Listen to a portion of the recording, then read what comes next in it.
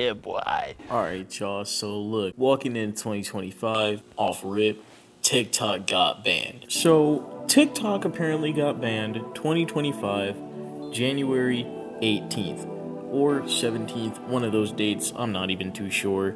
To be honest, I've gotten notifications back to back to back to back on different dates. Long story short, TikTok got banned, and a lot of different TikTok creators have started to kind of just fall apart and act as if now it's starting to affect them more than it did before. TikTok is being banned on January 19th. Oh, so we should go. Okay. It's been. I have no idea how I'm gonna survive. This app was literally supposed to be my way out. Why are you crying? But to be honest, the numbers of people I'm seeing just crying over TikTok being banned is something crazy, because nobody's taking the time out of their day to really think about the positivity that could come from TikTok being banned. I mean, think about it like this. Instead of sitting there scrolling for hours on end every single day through just one phone app, you can actually get up and accomplish way more now in your normal everyday life. Hey, Mr. Ford. No, don't look at me. You a class clown? Be a class clown. Why am I getting calls at work? I'm working.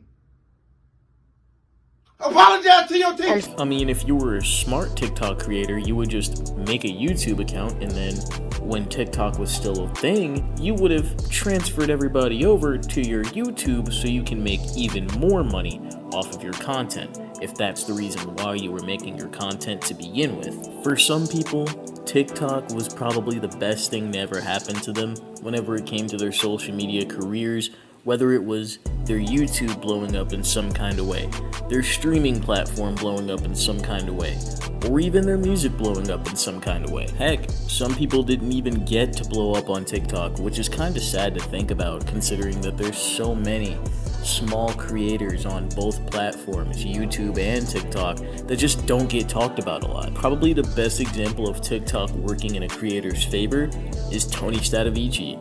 I mean, look at his content. He started out making skits as a really funny guy for about a couple years, posting 3 times a day, trying to keep it consistent so that way more people could see his content. And now he's streaming, doing gaming, and a bunch of other things, meeting a whole lot more people, all because of TikTok. And then you have the people that consistently were just on TikTok, wasting away, scrolling every single day as much as they possibly could, just to chase a false dopamine rush. I mean, think about it positively.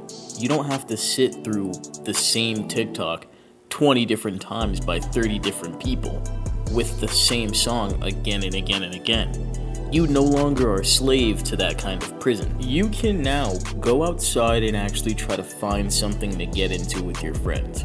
You can actually go to a mall and not have to worry about seeing if a guy is about to pull a prank for TikTok. I mean, think about it. Imagine going to the gym and actually being able to walk around freely without having to worry about a girl catching you in the back of her TikTok talking about this guy's so weird and creepy, when you're just trying to work out. The people that wanted to do TikTok and actually wanted to learn how to edit and really had a passion for it, if they switch over to YouTube, they'll learn how to edit.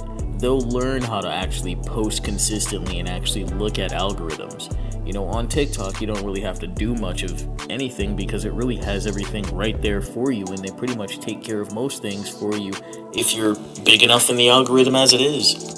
Now, if you were one of those accounts that wasn't monetized yet, but you were seeing numbers, but you didn't have a job in real life and you kind of just depended on TikTok to take off, the only thing that I can really tell you is you were pretty stupid to think that. In what world is it appropriate to never have a plan B? I mean, some of these people are so brain rot, the only reason that they're crying is because they never started their YouTube to begin with, and they only posted on TikTok because TikTok was the only platform paying them. I mean, some of these people don't even really understand what it means to have over 1,000 watch hours on YouTube and then be monetized. I mean, some of those TikTok creators actually peaked on TikTok, and they can't transfer their content over to YouTube.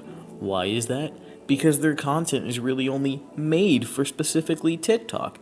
YouTube algorithms don't really recommend the same content as TikTok as long as you stay on a specific side of YouTube. So I guess the moral of today's video is maybe always have a plan B, no matter what it is. You don't know what business could shut down.